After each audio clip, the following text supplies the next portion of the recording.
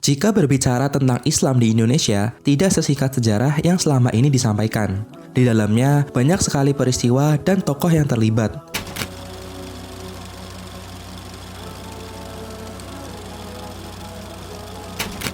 Hubungan Nusantara dan Haramain atau Mekah dan Madinah memiliki sejarah cukup panjang. Sejarah itu dimulai bahkan masih pada masa kenabian hingga tersebarnya Islam di Nusantara saat ini.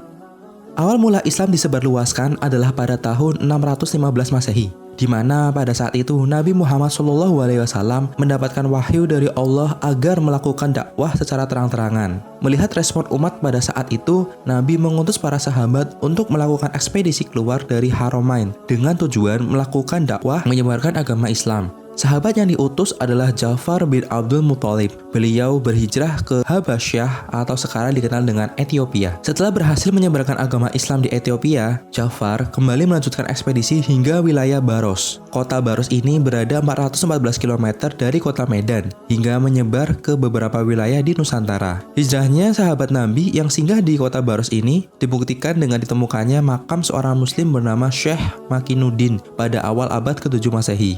Islam menyebar di Indonesia dengan metode dakwah. Utusan Nabi membawa ajaran Islam yang telah ditulis di dalam Al-Quran dan hadis, memasuki Pulau Jawa di mana masih banyak masyarakat yang menganut animisme dan dinamisme yang sangat kental. Sehingga diutuslah 9 orang ulama untuk menyebarkan ajaran Islam di Pulau Jawa. 9 orang ulama itu berasal dari Palestina, Syekh Aliyuddin dan Syekh Hasanuddin. Dari Mesir, Syekh Ahmad Al-Jumadil Kubro dan Maulana Ishaq berdakwah dari Jawa hingga Sumatera. Beliau merupakan seorang ulama besar Mesir. Pada abad 14 Masehi hingga awal 15 Masehi ketika berdakwah di Pulau Jawa, tepatnya di tanah Sunda saat itu, tengah berkuasa kerajaan Sunda yang dirajai oleh Prabu Siliwangi. Wilayah kekuasaan Prabu Siliwangi hingga Karanganyar.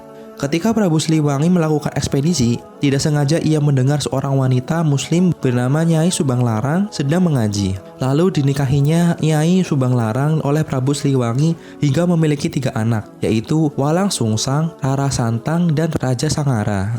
Kedua anak Prabu dan Subanglarang ini pergi ke Mekah untuk menunaikan ibadah haji. Di Mekah, Rara Santang bertemu dengan Syarif Abdullah, anak dari Syekh Ahmad Al-Jumadil Kubro, dan kemudian menikah dan tinggal di Mekah selama 20 tahun.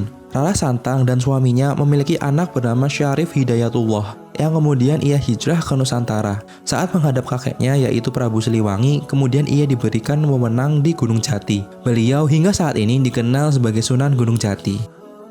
Tiba pada saat masuknya Portugis ke Nusantara tahun 1511 melalui Selat Malaka, perjanjian Tordesillas yang dihasilkan oleh Paus Alexander ke-6 setelah mengalahkan umat Islam di Andalusia. Perjanjian tersebut membagi wilayah menjadi 2, bagian timur yang dibawa oleh Portugis dan bagian barat dibawa oleh Spanyol. 3 misi suci terdapat di perjanjian tersebut bernama 3G, yaitu Gold, Glory, dan Gospel. Misi pertama yang dilakukan oleh Portugis adalah memonopoli perdagangan, lalu kemudian menyebarkan paham agama Kristen. Portugis kemudian menyerang wilayah Sunda Kelapa. Sunan Gunung Jati kemudian mengutus Fathahillah menantunya untuk membebaskan Sunda Kelapa dari genggaman Portugis. Fathahillah berhasil mengalahkan Portugis pada tanggal 22 Juni tahun 1527. Pada saat itu, untuk dijadikan sejarah, Sunda Kelapa berganti nama menjadi Jayakarta atau sekarang adalah Jakarta. Jayakarta merupakan arti dari kata Fathah Mubina yang diambil dari surat Al-Fatah. Kemerdekaan Indonesia tidak luput dari peran ulama yang besar dalam mewujudkan kemerdekaan Indonesia.